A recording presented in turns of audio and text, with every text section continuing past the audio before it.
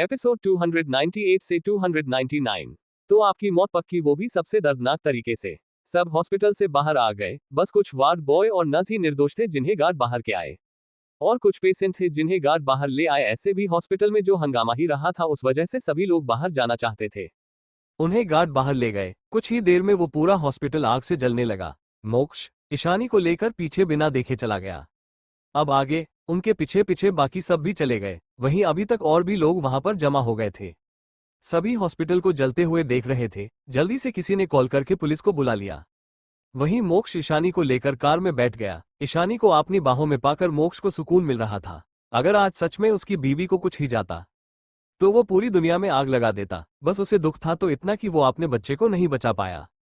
उसने ईशानी की मुरझाए हुए चेहरे को देखा, जो कल तक किसी खिले हुए गुलाब की तरह खिला हुआ था।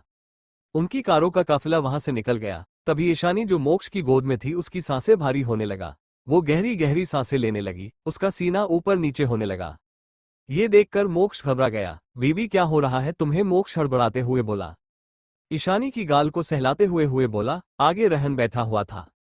मोक्ष जोर से चिल्लाया, जल्दी करो, जल्दी हॉस्पिटल लेकर चलो। जल्दी से कॉल करके पूरे सिटी को कुछ घंटे के लिए ब्लॉक करने को बोलो। एम्बुलेंस के सिवा मुझे एक भी गाड़ी नहीं दिखानी चाहिए जब हम हॉस्पिटल ना पहुंच जाए। और डॉक्टर्स की टीम को रेडी रहने के लिए बोलो। ईशानी की टीम की डॉक्टर्स रहेंगे तो अच्छा होगा।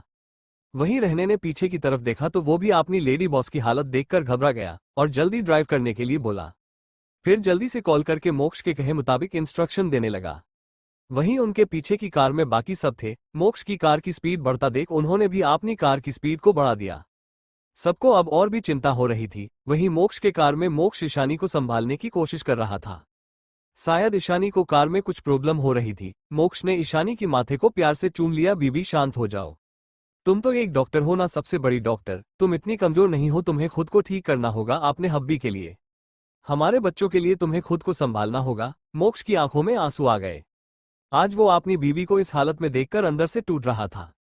उसकी बीवी जो एक शेरनी की तरह थी, जो सब कुछ अकेले करने की ताकत रखती थी, लाखों लोगों की जान बचाती थी, आज वो इस हालत में है।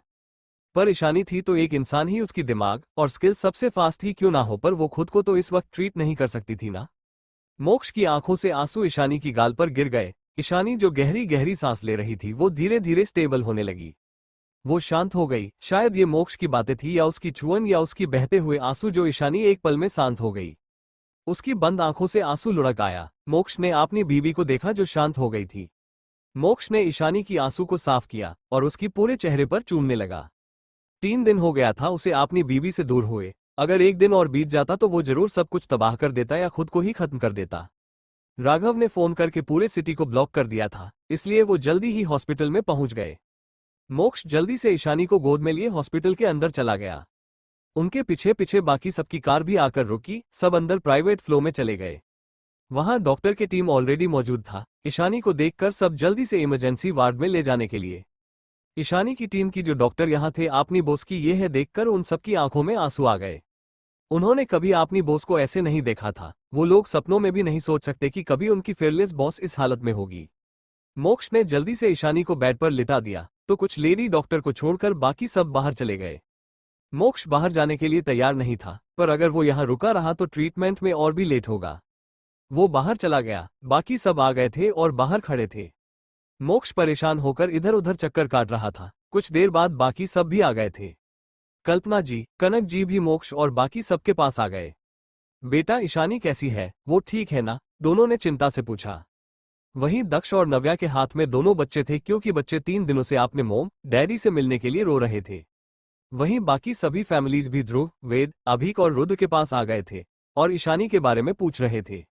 रविकांत जी, प्रभा जी, सुकेत जी और आरती जी, रेहान, अयान सब दर्शित के पास खड़े थे।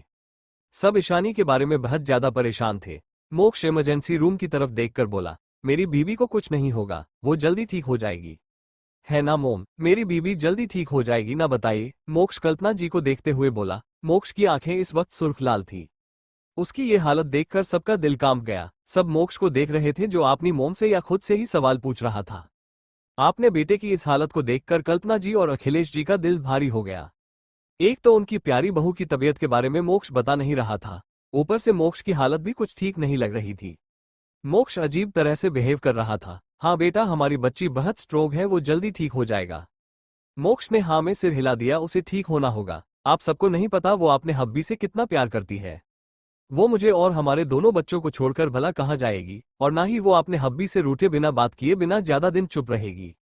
इतना कहकर वो दीवार से टिक कर खड़ा हो गया। उसकी बातें सुनकर सब एक दूसरे की तरफ देखने लगे। सबकी आंखों में आंसू आ गए। आज सभी फैमिली को मोक्ष का ईशानी के लिए गहरा प्यार और जुनून महसूस हो रहा था। तभी रुद्र और रुद्रासी रोने लगे। उसके डैडी उनके सामने हैं, फिर भी उन्हें गोद में नहीं ले रहे हैं। रुद्र तो अपनी मोम को ढूंढ रहा था। उन दोनों की रोने की आवाज सुनकर मोक्ष थोड़े होश में आया। दक्ष और नव्या दोनों बच्चों को मोक्ष के पास ले गए। शायद अब दोनों बच्चे ही अपने डैडी की बेचैन मन को शांत कर पाए। मोक्ष ने अपनी आंखें खोलकर देखा तो दोनों बच्चे उसकी तरफ हाथ बढ़ा रहे थे। आपने बच्चों को देखकर मोक्ष थोड़ा शांत हो गया। उसने दोनों बच्चों को अपने गोद में ले लिया। दोनों बच्चे भी जैसे अपने डैड की दुख को समझ गए थे। दोनों अपनी बच्चों जैसी आवाज में डैडी कहकर मोक्ष की गालों को चूम रहे थे।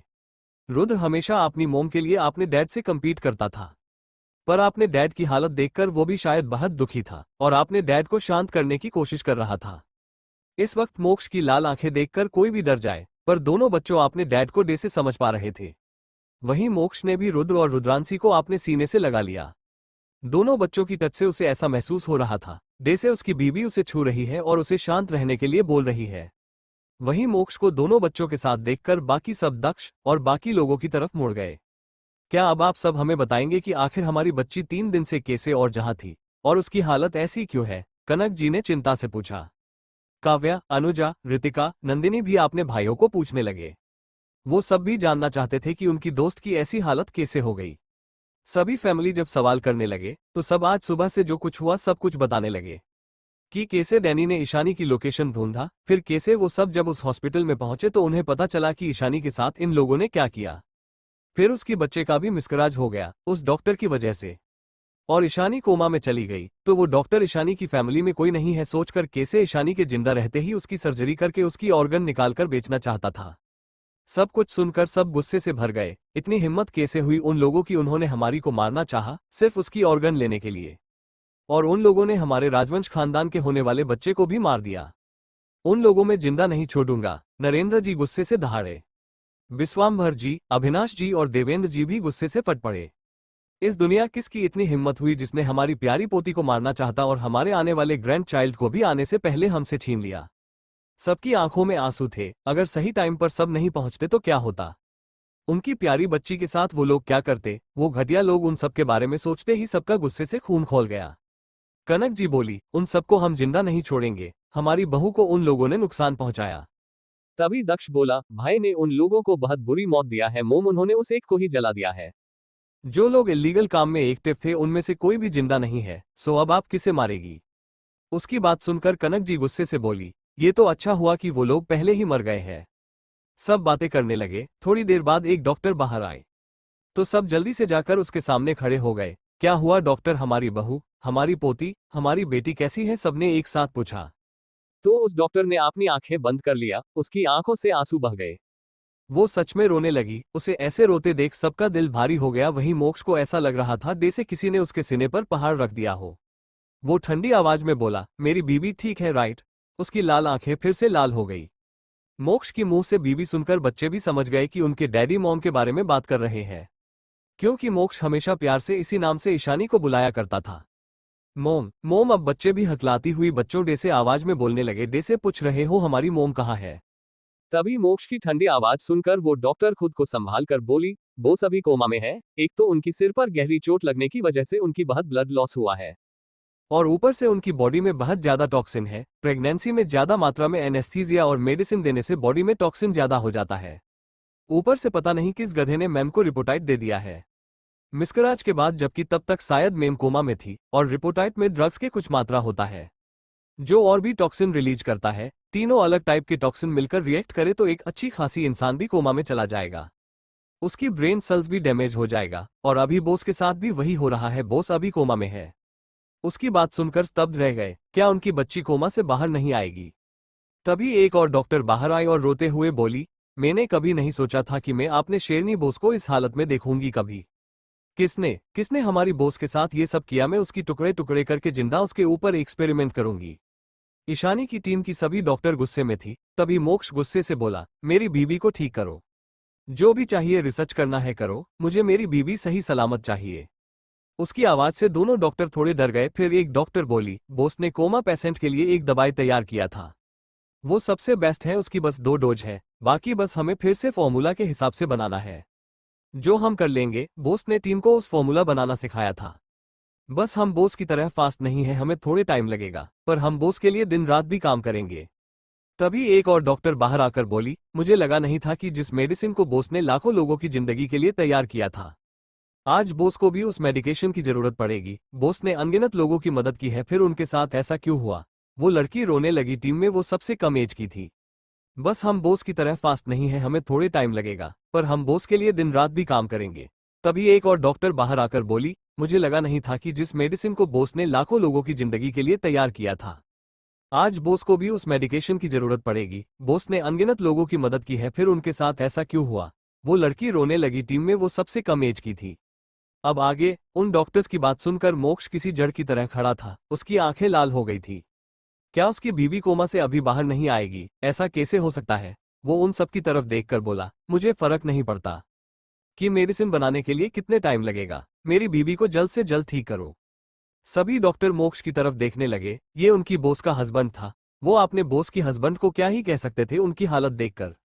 आप चिंता मत कीजिए मिस्टर राजवंश, हम अपनी बॉस के लिए कुछ भी करेंगे, पर बॉस को कुछ नहीं होने देंगे। वहीं बाकी सब भी अपनी आंखों में आंसू लिए खड़े थे। ईशानी की कोमा में जाना उन सबके लिए भी किसी सदमे से कम नहीं था। तभी दर्शित आगे आकर पूछा, इस मेडिकेशन से कितने दिन लगेंगे प्रिंसेस को कोमा से बाहर आने के लिए? पता नहीं, पहले जब बॉस इस मेडिसिन को बनाती थी सपने किसी पेशेंट के लिए, तब बॉस इस मेडिसिन के साथ साथ उन्हें एक्यूपंक्चर ट्रीटमेंट भी देती थी, इसलिए वो पेशेंट 1 महीने के अंदर ठीक हो जाते थे। पर सिर्फ इस मेडिसिन से पता नहीं कितने टाइम लगेगा बॉस को ठीक होने के लिए। पर हम में से किसी को वो ट्रीटमेंट नहीं आता। वो ट्रीटमेंट बहुत पुरानी है, उसे सीखना लगभग नामुमकिन है। हम उसका बेसिक भी नहीं जानते हैं कि उसे एक्यूपंक्चर सुइयों की मदद से कैसे टॉक्सिन निकालना और सही पॉइंट पर कैसे इसे निकालना है। डॉक्टर मायूसी से सिर हिलाकर बोले, ये सुनकर कि ईशानी को ऐसी ट्रीटमेंट आता था जिससे लोग कोमा से जल्दी आ जाते थे, राजवंश फैमिली के लोग समझ गए कि ये ट्रीटमेंट शायद सिर्फ ईशानी ही कर सकती है। तभी मोक्ष गहरी आवाज में बोला, क्या कोई ऐसा नहीं है जिसे ये ट्रीटमेंट आता हो, जिसने ईशानी से ये सीखा हो? उसकी आवाज में गुस्सा था। क्या ये सब ईशानी के साथ रहकर कुछ नहीं सीखे? वो चाहता था उसकी बीवी जल्द से जल्द ठीक हो जाए। बाकी सब भी पूछने लगे, हाँ कोई तो होगा जिसे ये ट्रीटमेंट अच्छी तरह आता हो, ताकि हमारी बच्ची जल्दी ठीक हो जाए। नहीं, हमें नहीं पता, क्योंकि किसी ने भी आज तक बॉस की मेडिकल स्किल को ठीक से नहीं समझा है। उनकी बात सुनकर सब निराश हो गए। अब सब इस मेडिसिन और ट्रीटमेंट के ऊपर डिपेंड है।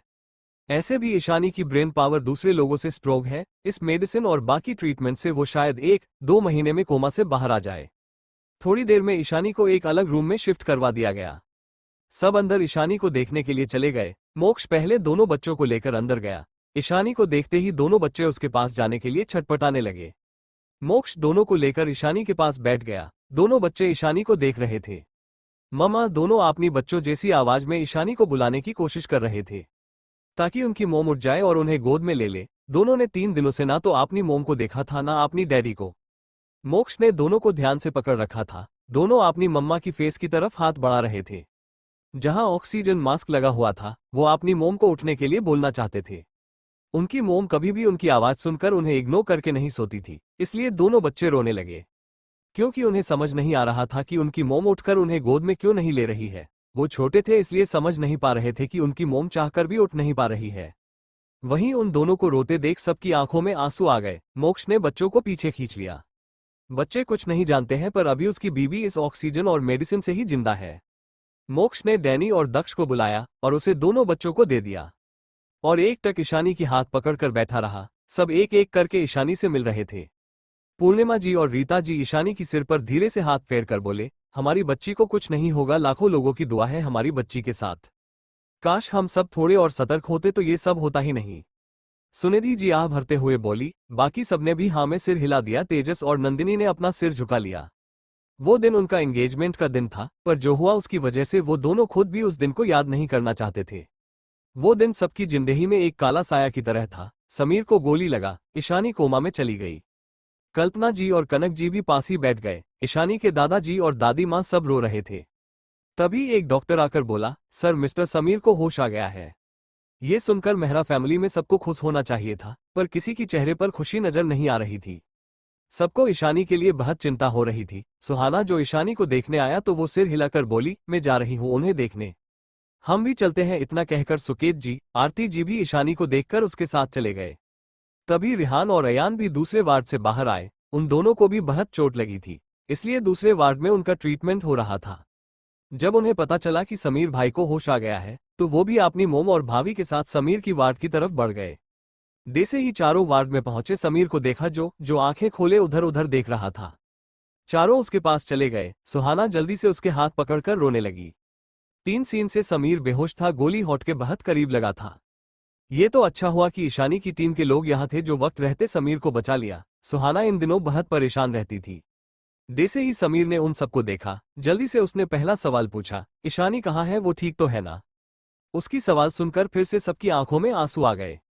तभी दर्शित भी रूम में आ गया। सबको चुप देखकर समीर को बहुत डर लग रहा था। क्या हुआ, आप सब कुछ बोल क्यों नहीं रहे हो? ईशानी बच्चा ठीक तो है ना? उसे ऐसा लग रहा था जैसे जरूर कुछ गलत हुआ है। रेहान ने गहरी सांस लिया और सब कुछ समीर को बता दिया जो हुआ था। जब समीर को पता चला कि ईशानी अभी कोमा है और उसके साथ क्या क्या हुआ है, तो उसकी आंखों में भी आंसू आ गए। मुझे उसे देखना है, इतना कहकर समीर हड़बड़ी में उठने लगा। तो उसकी सीने में लगी स्टिच खींच गई, जिस वजह से समीर की दर्द से चीख निकल गई। वो अभी अभी होश में आया था, इसलिए ठीक से खड़ा भी नहीं हो पा रहा था। भाई आप आराम कीजिए, प्रिंसेस अभी कोमा में है, पर वो बहुत जल्दी कोमा से बाहर आ जाएगी। दर्शित ने उसे आराम से बेड पर लेटाते हुए बोला, पर समीर नहीं मानने वाला था। मुझे बस एक बार उसे देखना है, मुझे कुछ नहीं होगा। उसकी बात सुनकर सब हार मान गए। दर्शित और रेहान दोनों समीर को सपोर्ट देकर ईशानी की रूम की तरफ ले जाने लगे। वहीं जिंदल फैमिली भी यहां आ गई थी। नव्या शिवम के साथ कांटेक्ट में थी, इसलिए जिंदल फैमिली को पता चल गया था कि क्या हुआ है। शिवम बहुत दुखी लग रहा था, उसकी आंखों में आंसू थे। उसकी दी ने उसे कोमा से बाहर निकाला था, पर अब उसकी दी खुद कोमा में है। काश उसके पास कोई पावर होता तो वो अपनी दी को बचा लेता और उनकी दर्द को अपने ऊपर ले लेता। वो पिछली बार बच्चों के नामकरण में अपनी दी से मिला था, पर उसके बाद वो 6 महीने के लिए अपने डैड की वजह से बाहर चला गया था, एक कंपनी ब्रांच को संभालने के लिए। उसने उम्मीद नहीं किया था कि जब वो लौटेगा तो उसकी दी जो किसी शेरनी की तरह थी अब इस हालत में होगी। उसने अपनी दी से बहुत सारी बिजनेस स्किल सीखा था, जिसे वो अभी अपनी जिंदगी में यूज कर रहा था। धीरे जी और संध्या जी की आंखों में भी आंसू आ गए थे। दोनों ने ईशानी को अपनी बड़ी बेटी माना था। समीर दर्शित और रेहान के साथ अंदर आया और ईशानी के पास चला गया। ईशानी की हालत देखकर आज सबकी आंखों में आंसू थे। सब कुछ वही खड़े रहे। तभी ध्रुव बोला, आप सब अब जाइए, अभी रूम में इतने लोगों का रहना ठीक नहीं है, प्रिंसेस को इन्फेक्शन हो सकता है। हम सब भी चलते हैं, ध्रुव ने कहा तो मोक्ष और राजवंश फैमिली को छोड़कर सब एक एक करके चले गए। मोक्ष किसी पत्थर की तरह बैठा हुआ था, जबकि उसकी अंदर से सारी एनर्जी ड्रेन हो चुकी थी। पहले 3 दिन पहले की लड़ाई और फिर 3 दिनों तक मोक्ष लेक के पास ही रुका रहा, ना तो उसने कुछ खाया ना पिया। तभी कल्पना जी मोक्ष के पास आकर उसकी सिर पर प्यार से हाथ फेर कर बोली, मोक्ष बेटा चलो, मैं अभी बच्ची के पास हूँ, तुम कुछ खाकर वापस आ जाना, तुमने 3 दिनों से कुछ नहीं खाया। मुझे भूख नहीं है मोम, मेरी बीबी ने भी तो 3 दिन से आंखें नहीं खोला है। मोक्ष ने ईशानी की हाथ पकड़कर अपनी गाल पर टिकाते हुए बोला। कल्पना जी उसकी सिर पर प्यार से हाथ फेर कर बोली, बेटा अगर तुम खाना पीना छोड़ दोगे तो बच्चों को कौन संभालेगा? जब तक ईशानी ठीक नहीं होती तब तक तुम्हें ही उन दोनों को संभालना होगा। तुम्हें पता है वो दोनों ही अपने मोम और डैडी को सबसे ज्यादा प्यार करते हैं, खास करके तुम्हारी प्रिंसेस जो अपने डैडी के बिना एक पाल भी नहीं रह सकता। अगर तुम भी बिना खाए बीमार हो गए तो उन दोनों का क्या होगा? फिर जब ईशानी उठेगी और पूछेगी जब वो कोमा में थी तब तुमने बच्चों का ठीक से ख्याल रखा कि नहीं, तब तुम उसे क्या जवाब दोगे बताओ? मोक्ष उन्हें बिना देखे ही बोला, मोम मुझे बस अपनी बीबी सही सलामत चाहिए, आप ही उसे कहिए कि वो उठ जाए। मैं चाहता हूं वो मुझसे बात करे, और जब मैं रुद्र को हॉस्टल भेजने की बात करूं तो वो मुझसे फिर से रूठ जाए। उसकी आंखों से अनजाने ने आंसू बह गया जो ईशानी की हाथों को भीगा रहा था। वहीं ईशानी की आंखों की कोनों से भी आंसू बहने लगा। शायद वो भी मोक्ष की बातों सुन रही थी और उसकी दर्द को समझ रही थी, पर चाहकर भी उठ नहीं पा रही थी। कनक जी उसके पास आकर बोले, देखो शायद तुम्हारी हालत देखकर ईशानी को भी दर्द हो रहा है। हमारी बच्ची भी रो रही है, वो उठ नहीं पा रही है, पर तुम्हारी बातें वो सुन रही है। मोक्ष ने ईशानी को देखा, उसकी आंखों की कोने से आंसू बह रहा था। मोक्ष ने जल्दी से ईशानी की बहते हुए आंसू को साफ किया। तुम्हें खुद का ख्याल रखना है, वरना तुम्हारी बीबी उठते ही तुम्हें जरूर सबक सिखाएगी। अखिल जी भी जबरदस्ती हंसते हुए बोले। और तब हम सब बस तमाशा देखेंगे। इसलिए कह रहा हूं, हमारी बहू को रुलाओ मत। खुद का और बच्चों का ख्याल रखो, नरेंद्र जी भी मोक्ष के पास आकर बोले। वैसे भी हमारी बच्ची बहुत स्ट्रोंग है, देखना वो बहुत ही जल्द उठ जाएगी। मोक्ष ने हाँ में सिर हिला दिया और प्यार से ईशानी की माथे पर किस करके बोला, मैं बच्चों को देख के आता हूँ, तब तक आप मेरी बीबी की ख्याल रखिए मोम। वहीं जैकी की वार्ड में 3-4 दिनों से कोई भी उससे मिलने नहीं आया था। पहले 2 महीने में ऋतिका, काव्या, अनुजा, नंदिनी या चारों भाइयों में से कोई तो आ जाता था, पर 4 दोनों से कोई नहीं आया। उसे समझ नहीं आ रहा था कि हुए क्या है। उसकी बॉस का फोन भी नहीं लग रहा था, वो बहुत परेशान हो गया था। 4 दिन पहले तेजस और नंदिनी की सगाई थी। फिर क्या हुआ? क्या सगाई में कुछ हुआ जिस वजह से सब बिजी है, कोई भी यहाँ नहीं आ रहा है?